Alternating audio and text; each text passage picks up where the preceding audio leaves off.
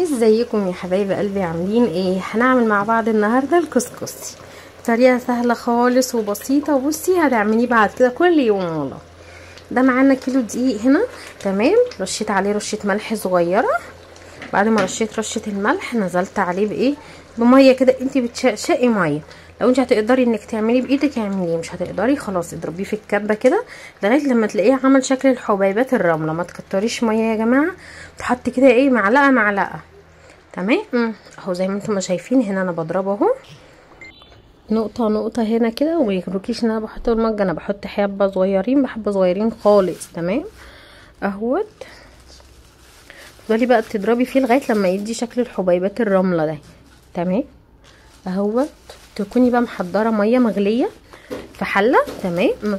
وتكوني حاطه الشاشه اللي انت هتعمليها، تجيبي حته قماشه وتخليها اصلا بس لايه وتكوني انت مخصصاها للكسكسي بس زي ما قلت لكم، تمام. هي ديت القماشه البيضه هي، تمام. انزل بقى بالكسكسي. بصوا يا جماعه مفرفط وما فيهوش اي حاجه، ولو في قطعه انت حسيتيها معجنه شويه او اتملت ميه تشيليها بايدك عادي، ما فيش اي مشكله عشان ما تبوظهولكيش، تمام. اهوت هنا دي حله بخار، بتبقى حله تحت وفوقها مصفى كده صغيره بتعملي فيها، دي بتبقى بتاعه الكسكسي زي ما انتم ما شايفين كده. انا حطيت اهوت فيها الكسكسي اهوت، بسم الله ما شاء الله، خطير يا جماعه ومرمل.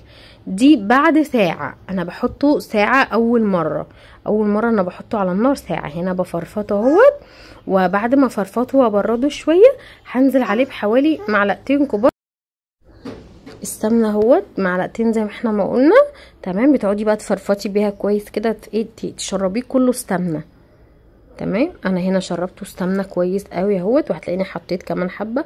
وهو بقى فرفطه بايدي، تمسكيه بقى بايدك كده وتقعدي بقى تفرفطيه، تتاكدي ان هو مش معاكم. بصوا بسم الله ما شاء الله، الله اكبر اهو.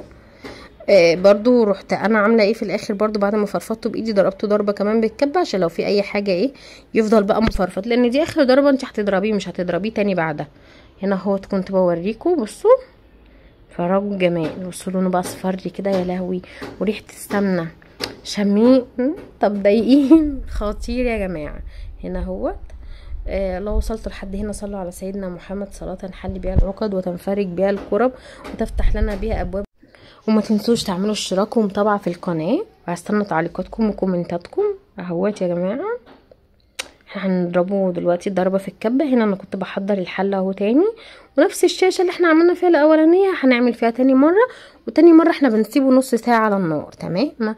بيطلع بقى يا جماعه مستوي وبجد يعني. اهو بصوا الله اكبر الله اكبر ما شاء الله، يعني بصوا مفرفط. مش هتحتاجي بقى تضربيه تاني ولا هتحتاجي تعملي اي حاجه تانية. هو خلاص بقى الضربه اللي احنا ضربناها دي التانية اللي بالسمنه دي بتخليه خلاص بقى مش محتاج ينضرب تاني. خطير يا جماعه خطير، جربوه بس. وبألف هنا علينا وعليكم ان شاء الله.